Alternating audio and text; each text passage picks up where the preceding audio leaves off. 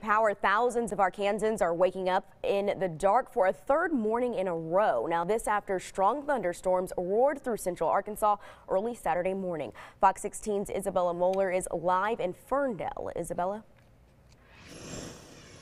Hey, good morning, Ashley. Yeah, take a look. This is the reason that people are without power. 8,000 people actually without power.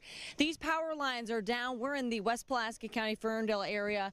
They're down right here at Denny Road and Ferndale Cutoff. There's 1,000 people here. Of the 8,000 without power, 1,000 of those customers are here in this area. We just spoke with one man. He was driving to work and he says, you know, it's good that we're out here because he feels like he needs to just come out here himself, move this big tree that's behind me, as well as several others, just so at least something is done so that maybe energy can get out here and get moving. He feels that it's been 48 hours and that's 48 hours too long to be without power.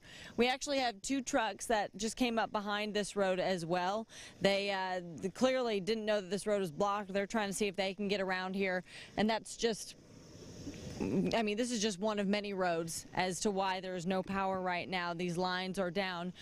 Energy right now is saying that it should be about 10 a.m. before power gets restored to this area, to these 1,000 customers. But again, Energy is also saying at the same time, until we get out there and really see the extent of that damage, we cannot confirm that it will be 10 a.m. We're hoping to hear from them a little bit later this morning and hear more as to what their experience has been like, why it's been so intense and so difficult to get power back on to the remaining 8,000 customers, and hopefully we'll learn a little bit more later this morning. For now, we'll send it back to you guys in the studio, and we'll have an update for you at 7:30.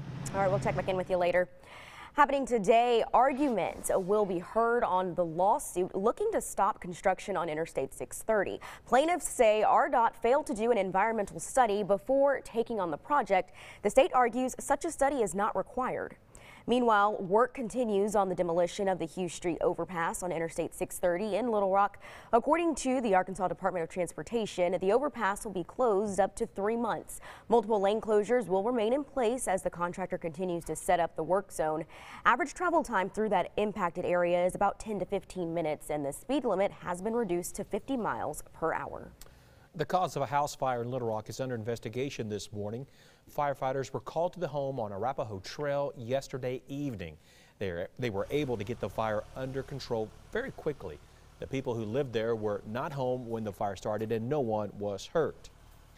A mother is behind bars accused of shooting her son in the stomach.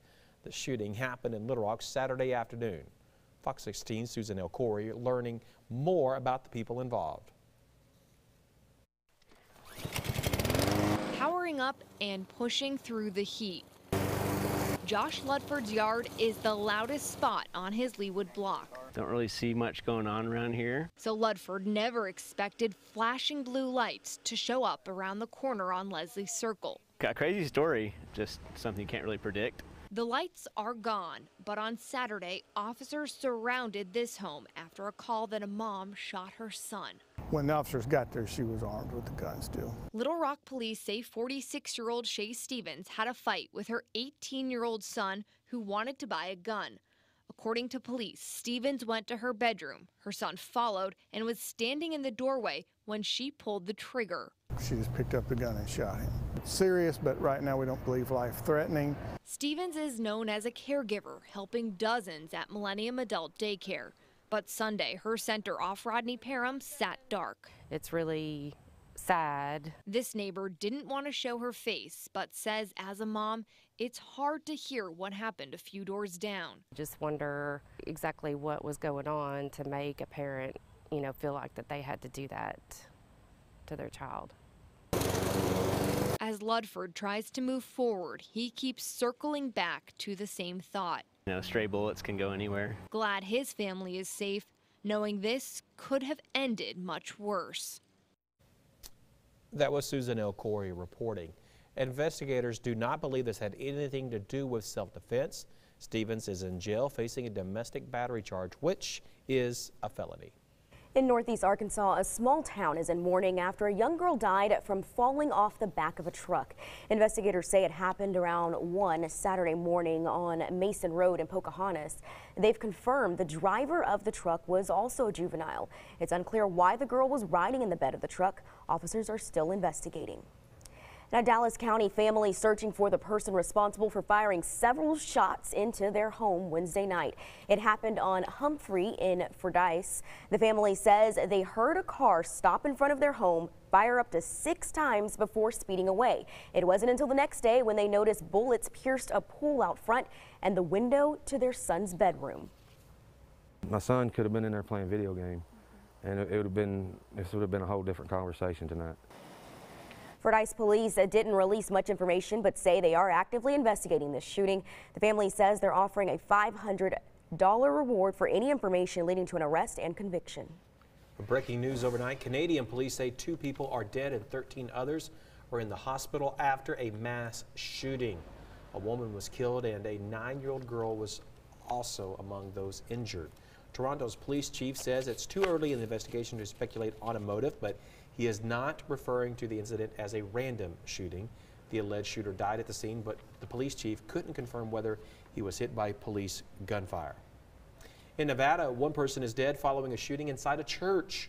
Police say the 48-year-old suspect walked into a Mormon church, opened fire, and then walked home. He was taken into custody after surrendering to police at his home.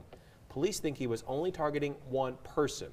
1 other person was injured in the incident. Those injuries are not life-threatening. A Florida man is in critical condition after he and a friend were hit by a falling tree during a storm Sunday. Police say the men were moving furniture when that storm kicked up. 1 man had minor injuries, but 56-year-old James Allen was taken to the hospital and listed in critical condition. Witnesses say neighbors rushed to help when they heard that tree come crashing down. The University of Louisville is removing the Papa John's signs from its football stadium. They're scrapping Papa John's from the name, making it just Cardinal Stadium. As of May 2017, the pizza company's founder, John Schnatter, had spent more than $12 million for name recognition. But after admitting to using the N-word during a conference call, the university decided to strip his name from the stadium.